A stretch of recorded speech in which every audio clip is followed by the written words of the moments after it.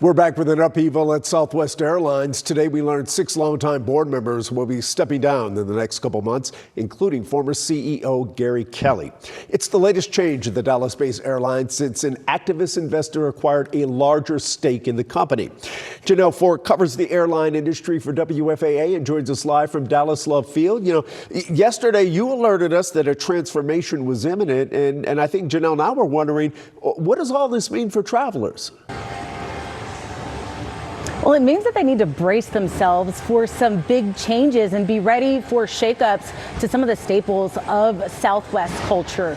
We already know that they're going to get rid of the open seating policy. They say they're going to retrofit their fleet to offer business class like extra legroom seating for an upcharge, and they're going to start red-eye flights, but it may not stop there. 2 big things that set it apart from other airlines are the 2 free checked bags and the no change fee policy, which investors may want on the chopping block because they say they're missed opportunities to profit, Chris.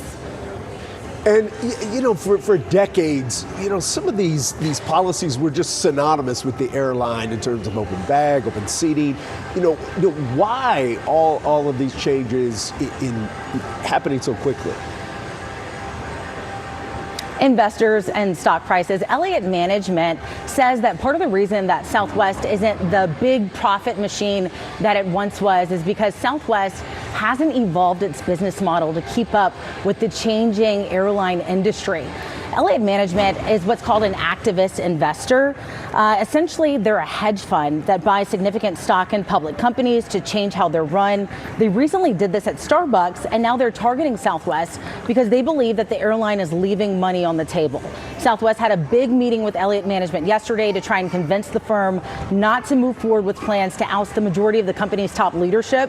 The airline offered up partial concessions to the firm's demands. CEO Bob Jordan will stay for now. Board director Gary Kelly will retire next year, and 6 board members will leave in November, and Elliott could potentially handpick their replacements. So I think the real issue is they're not a troubled carrier. This is not a financially troubled carrier. Their stock price hadn't gone up as much as some people might expect, but they're a financially sound carrier. Can they be a more sound carrier if they start to look at different ways of doing business? And I think this Elliott thing might be a catalyst for it, even though Elliott hasn't provided much in that way in terms of advice yet.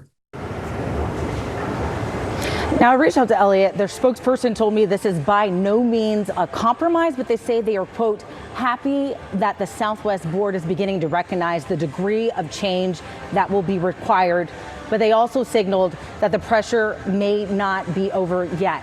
And we also reached out to Southwest. They sent me a press release saying that they intend to continue their constructive engagement with Elliott towards a collaborative resolution in the near term. So a lot to keep an eye out on for the Dallas-based airline. Back to you. Yeah, Sir Elliott certainly signaling that this will not be the end of their effort to induce changes there at the airline. Janelle, thanks so much for providing all that context. Thank you.